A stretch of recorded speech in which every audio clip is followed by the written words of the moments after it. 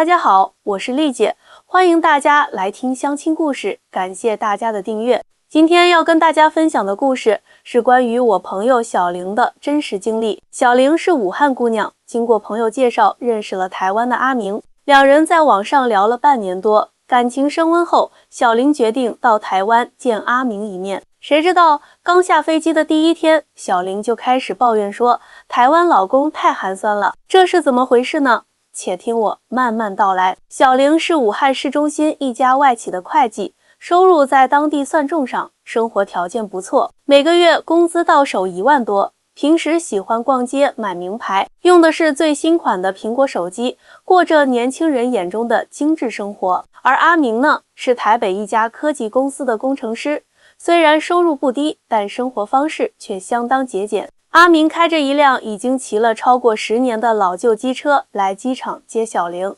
当时小玲的脸色一下就变了，心里嘀咕，这是什么破车啊？连我们武汉的外卖小哥骑的电动车都比这个好。他不是说在大公司上班吗？怎么这么寒酸？小玲抱着行李勉强坐上了这辆年代久远的机车后座，一路上机车发出噗噗的声响，让习惯了高铁和网约车的小玲浑身不自在。她心里已经开始怀疑自己是不是被骗了，这个台湾男友究竟是不是真的有工作？到了阿明的住处，小玲更是大跌眼镜。阿明住在台北市的一栋老公寓里，虽然干净整洁，但面积不大，装修也很普通，没有他想象中的台式豪宅。小玲暗自比较，这公寓还不如武汉我的单身公寓呢。在武汉，他住的可是新小区的电梯房，有智能家居系统，小区还有健身房和游泳池。阿明，你这房子买了多久了？小玲试探性地问道。哦，这是我5年前买的，差不多700多万新台币吧。阿明随口回答。小玲心里换算了一下，大约150万人民币左右，在武汉市中心也能买到差不多的房子，没什么特别的嘛。她越发觉得失望。晚上，阿明带小玲去附近的夜市吃饭，小玲以为终于可以体验一下台北的高档餐厅了，结果居然是路边摊。虽然夜市热闹非凡，小吃种类也很多，但在小玲眼里，这简直就是低配版的武汉户部巷。你平时都在这里吃饭吗？小玲忍不住问。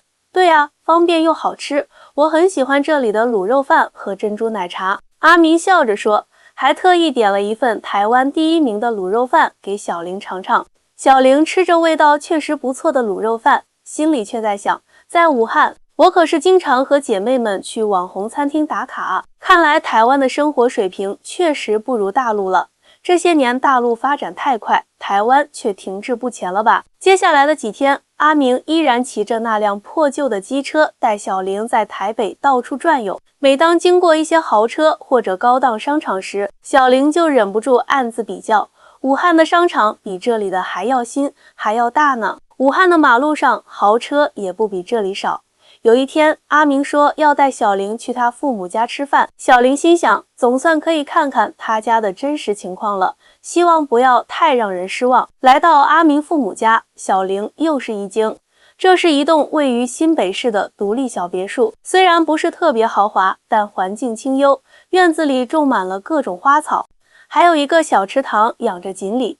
阿明的父母亲切和蔼，准备了一桌丰盛的台菜招待小玲。饭桌上，阿明的父亲问起两人的相识经过，阿明的母亲则关心小玲在台湾住的习惯不习惯，气氛其乐融融。但小玲还是隐约感觉到阿明家的生活方式和他想象中的富裕台湾家庭有些差距。阿明从小就很节俭，他的那辆机车是高中时候买的，用到现在还不肯换。阿明妈妈笑着说，我们常常叫他换一辆新的，他就是不听。对啊，这孩子就是这样，明明公司年终奖很丰厚，可是生活上一点都不肯花钱，真不知道他在存钱做什么。阿明爸爸也跟着说。听到这里，小玲心里更加疑惑了。公司年终奖丰厚，那为什么阿明平时这么节俭呢？难道是个守财奴，或者有什么不可告人的开销？吃完饭，阿明带小玲参观了家里的车库。推开车库门的那一刻，小玲彻底惊呆了。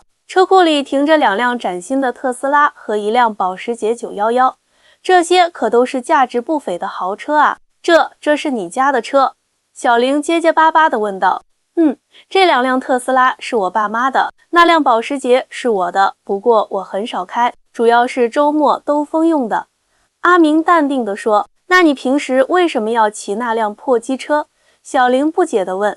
台北市区路窄人多，开车不方便找停车位，骑机车最方便了。而且那辆机车是我自己的第1辆交通工具，有感情了，用得好好的，为什么要换呢？阿明很自然地回答。小玲彻底懵了，阿明家居然是真的有钱人，可是他们的生活方式却和武汉的暴发户完全不同。他们低调内敛，不炫富，也不攀比，即使有钱也过着朴素的生活。回去的路上，阿明依然骑着那辆破旧的机车，但这一次小玲的心情却完全不同了。她开始重新审视这个城市，发现台北的魅力并不在于表面的光鲜亮丽，而是在于它的内涵和生活品质。街道虽然不似武汉那么宽阔现代，但整洁有序；餐馆虽然不是高档场所，但食物新鲜美味；人们的穿着虽然不是满身名牌，但舒适得体。最重要的是，这里的人们看起来都很从容，很满足，没有那种大城市特有的浮躁和压力。几天后，阿明带小玲去了他的公司，那是一栋位于信义区的现代化办公大楼。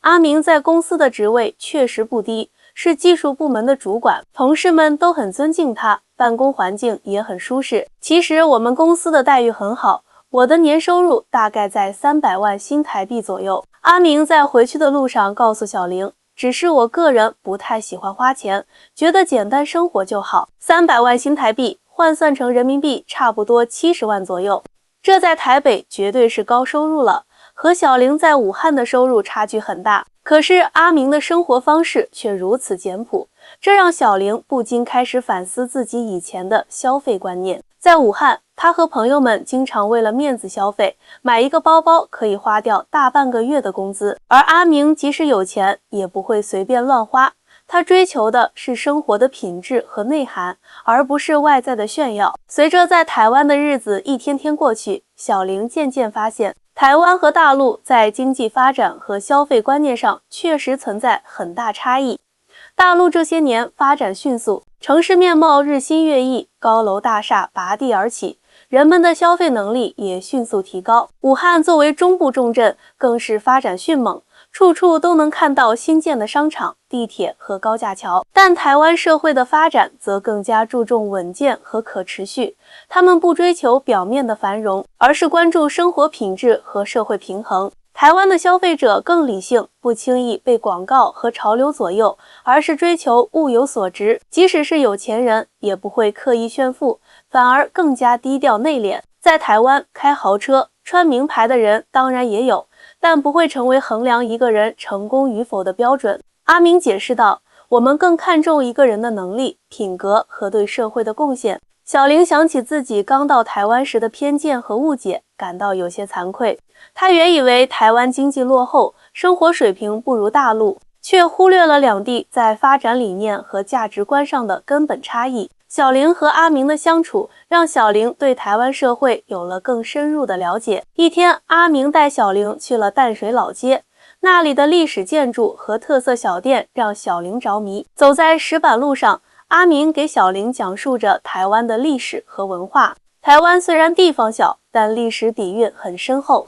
阿明指着一栋红砖洋楼说道，这些建筑有些已经有100年历史了，是我们珍贵的文化遗产。小玲这才明白，台湾社会的发达不仅体现在经济数据上，更体现在对历史文化的保护和传承上。在大陆，很多城市为了发展，不惜拆掉老建筑，兴建高楼大厦，而台湾却将这些历史建筑精心保护，赋予它们新的生命和价值。其实，台湾的人均 GDP 在亚洲一直是名列前茅的。阿明解释道，只是我们的发展模式和价值观与大陆不同，大陆注重速度和规模，追求快速增长，台湾则更注重平衡和品质，追求可持续发展。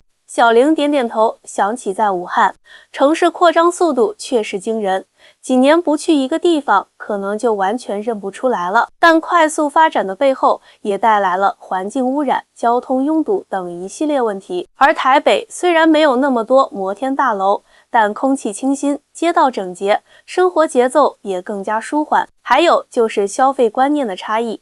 阿明继续说，台湾人买东西更看重品质和性价比，不会盲目追求奢侈品牌。就像我骑的那辆旧机车，只要还能用，为什么要换新的呢？小玲想起自己以前为了跟风，经常购买并不实用的奢侈品，心里有些惭愧。她曾经嘲笑阿明寒酸，现在看来是她自己的消费观出了问题。台湾的年轻人也会买名牌了，但不会以此作为身份的象征。阿明补充道，我们更崇尚的是适合自己的才是最好的，而不是最贵的才是最好的。在台湾的日子里，小玲渐渐适应了这里的生活方式。她发现自己开始喜欢上早起去传统市场买新鲜蔬果，喜欢上骑着单车在河堤边兜风，喜欢上坐在茶馆里安静地看书。这些简单的活动居然给他带来了前所未有的满足感。有一天，阿明突然提议带小玲去看房子。看房子？你要换房子了吗？小玲好奇地问。我想买一套大一点的房子，离公司近一点的。阿明笑着说。两人来到信义区一栋新建的公寓楼，这里的房价是台北市最高的区域之一。看完样板房后，小玲惊讶地发现，阿明居然真的准备买下一套2房1厅的精装公寓，总价将近2000万新台币。你哪来这么多钱？小玲忍不住问道。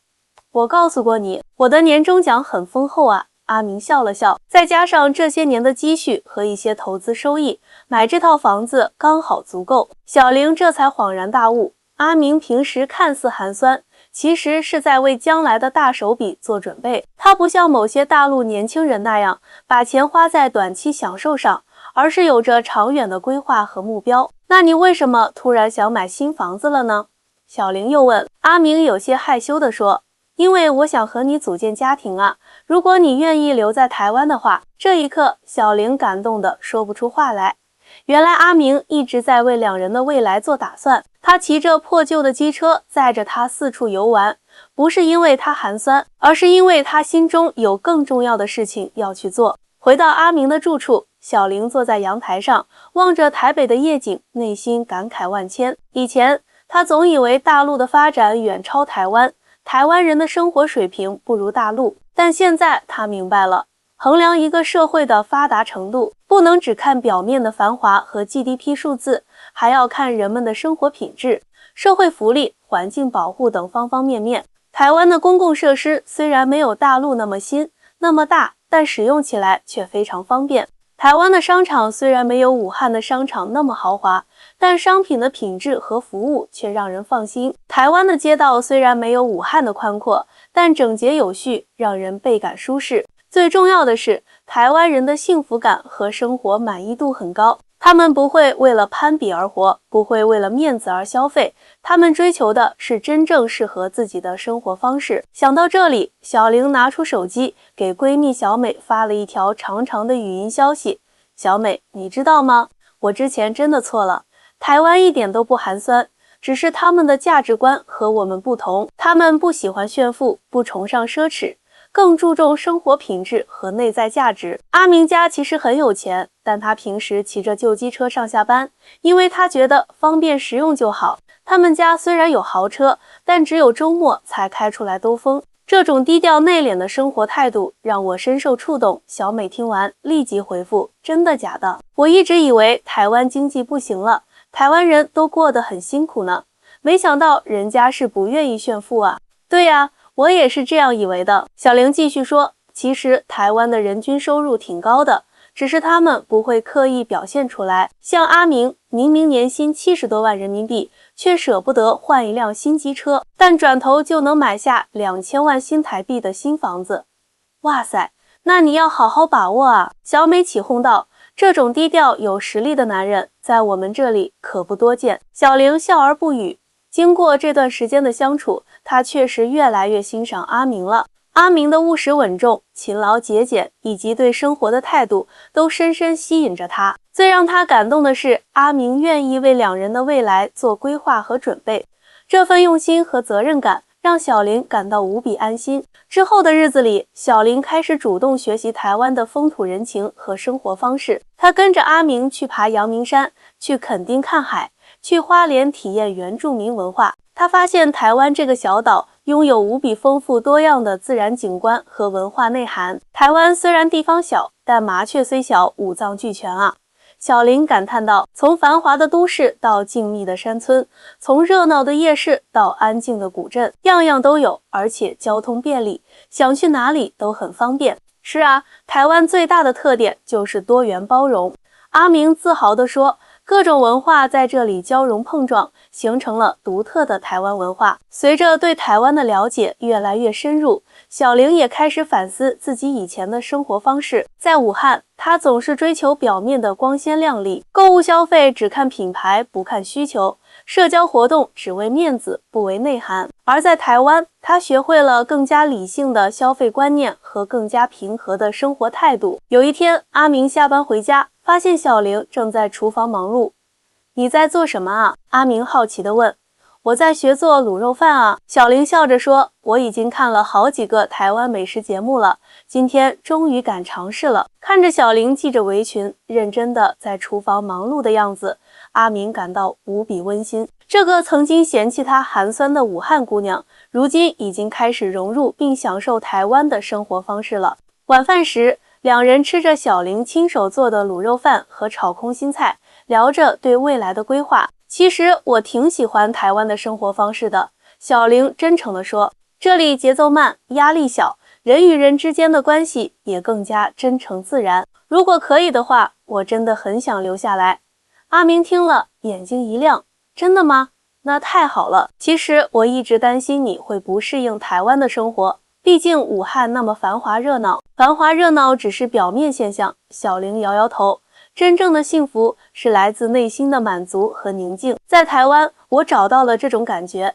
就这样，小林决定留在台湾，和阿明一起生活。他辞去了武汉的工作，在台北找到了一份外商会计的职位，薪资待遇比在武汉还要好。两人的婚礼在阿明父母家的花园里举行，简单而温馨。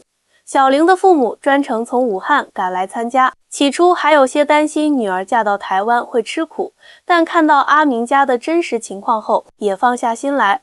婚后，小林和阿明搬进了那套新公寓，阿明依然每天骑着那辆破旧的机车上下班，而小林也渐渐习惯了步行或者乘坐公共交通。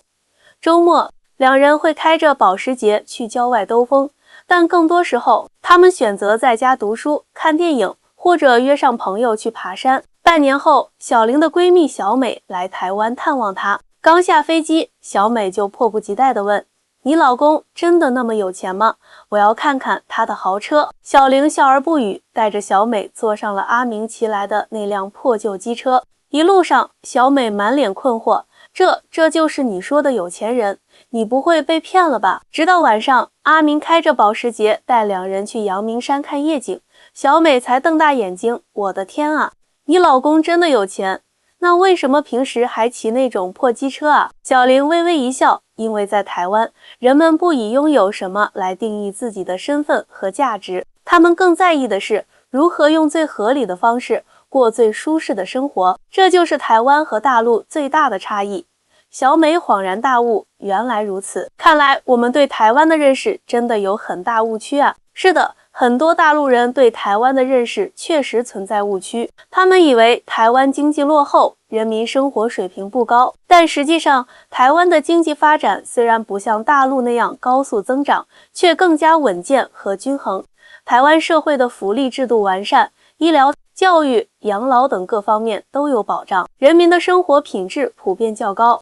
更重要的是，台湾社会崇尚的是务实、节俭的消费观念，不盲目攀比，不过度消费，追求的是生活的真实满足感，而不是表面的虚荣心。这种健康理性的消费观念，让台湾社会更加和谐稳定。而大陆这些年的经济高速发展，也带来了消费主义和攀比心理的泛滥。很多人为了展示身份和地位，不惜超出自己的经济能力去购买奢侈品和房产。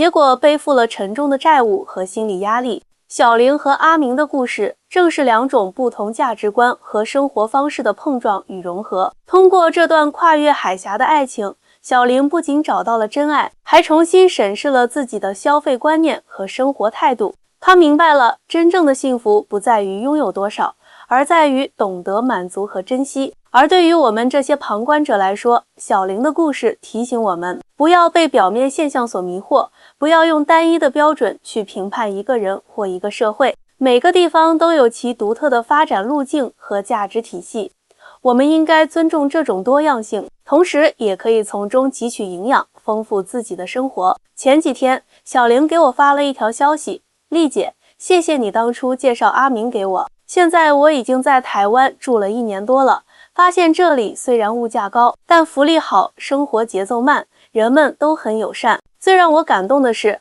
无论贫富，大家都很尊重彼此，不会因为外在条件而看不起人。这种社会氛围让我感到很温暖。看到这条消息，我感到无比欣慰。作为一名红娘，最大的成就感就是看到有情人终成眷属，看到他们在婚姻中找到幸福与成长。所以啊，各位单身的朋友们，在选择另一半的时候，不要只看表面的条件，更要看重对方的价值观和生活态度，因为这些才是决定婚姻幸福与否的关键因素。好了，今天的故事就讲到这里，希望小玲和阿明的故事能给大家带来一些启发和思考。感谢大家的收听，我是丽姐，我们下期再见。